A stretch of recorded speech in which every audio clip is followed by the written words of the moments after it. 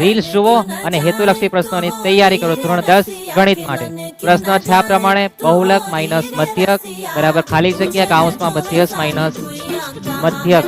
તો આપણો જવાબ કેટલા આવશે? 3. કેવી રીતના આવે સમજીએ આપણે. સૌથી મહત્વની વસ્તુ છે આપણું સૂત્ર જે આસારીનું છે z બરાબર 3m - 2x એનો પ્રશ્ન છે. બહુલક એટલે z કહેવાય, સાથે x બાર માઇનસ થયું છે લેફ્ટ સાઈડમાં, તો આપણે પણ z માઇનસ મધ્યક કરી દઈએ. બરાબર ના થયું તો બંને બાજુ સરખું સરખું આવે તો 3m - 2x બાર એ બાજુ પણ માઇનસ કરો. બંને બાજુ માઇનસ થઈ ગયું તો આપણે તો આ બાજુ કામ કરવાનું છે માઇનસ માઇનસ પ્લસ થવાની નિશાની માઇનસ ની 2 ને એકલા થવાના 3x બાર. 3 કોમન કાઢીએ તો આપણો કોમન કાઢતા જવાબ જે આવે છે આપણે ખાલી જગ્યામાં લખવાનો. આવા જ આઈએમપી ક્વેશ્ચન માટે ચેનલને સબસ્ક્રાઇબ કરો. મળીએ આપણે નેક્સ્ટ નવા આઈએમપી પ્રશ્ન સાથે હેતુલક્ષી પ્રશ્ન માટે.